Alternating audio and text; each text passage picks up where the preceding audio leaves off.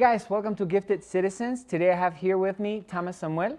He's going to talk to us a little bit about his project, his social project.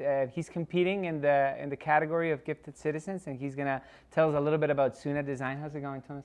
Yes, thank you. I'm doing good. Are you liking Mexico? Are you enjoying it? Yeah, first time. I'm very happy. We've been working here, but through partners, and that's the very first time I'm coming here. We design solar streetlights in France, and we export to many countries, Mexico being one of them, and I'm very happy to be here for the first time. That's great. That's great. What started you to get involved in the use of light for public service?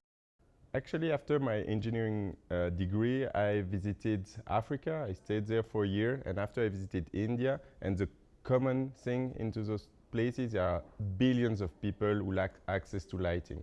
And this is why I just started that company for building solar public lighting that would be resistant for those like very harsh climates, and that have been quite well. We developed that extensively now for the last 5 years. How did you come into mind how was the harsh conditions? What did you change in your system, in your patent?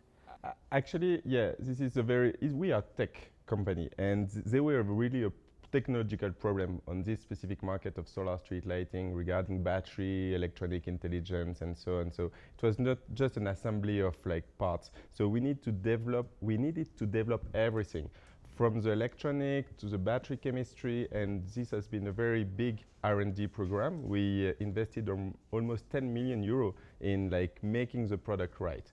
And this is incredible because it seems an easy thing to do like solar street light, but if you want to do it perfect, it takes a little bit of time and energy. What was for you the big change to say, what does your company offer compared to regular lighting and the way a municipality delivers light to the citizens and to the people? Actually, we do that where no one can do it, where there is no power. And half of the world is almost no power or with very unreliable power, where there are power cuts and stuff like that. Public lighting is for security. And what I'm like new and pitching today is a nanogrid concept that we invented, like bringing power to surrounding houses from the street light and selling that energy, like in rural Africa. And people are paying for it with a prepayment system, with mobile phone, and they reimburse the infrastructure. That makes the business model scalable and us to be able to equip thousands, hundreds of thousands of households in sub-Saharan Africa. So what you're saying is that these street lights are gonna, in a way, become their own power plants, mini power plants. Exactly. for the houses, for the surrounding. Exactly. And which is absolutely great, because for the first time, the streetlight, which have been always a cost for municipality, becomes a center of profit for an entrepreneur like me that is able to invest to equip villages that have no electricity, no lighting, no nothing, and people start to reimburse and make the whole business model viable and then scalable, because many financiers are willing to invest in those markets. You can grow exponentially. Yeah. through the back revenue. Exactly.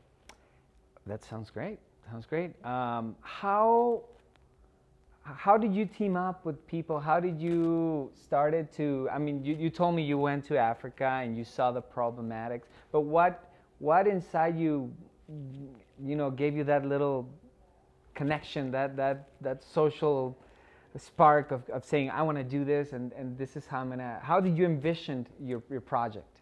Because it was the only way like to do a real change is to act, to like do something, and entrepreneurship is a way of like doing things and leverage an ecosystem that is willing to support, and specifically financier, investors and stuff like that, who really trust me and my team to be able to deliver and to scale. And this is what makes the whole thing beautiful. And where large corporation or NGOs and like foreign aid has failed, like to bring lighting in those areas, a private company can do it and scale it, which is really promising. Yeah, no, it sounds amazing.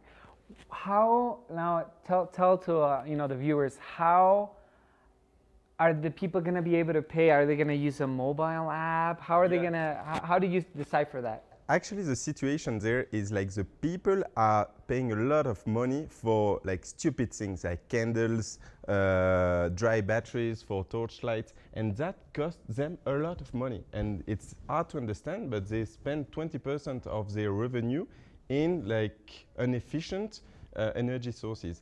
And we provide them a solution where they pay less for the energy for getting a way better service, like 5 LED lamps, USB charging for their cell phone, because all of them have a cell phone and all of them are going to have a smartphone very soon, so they need to charge it every day.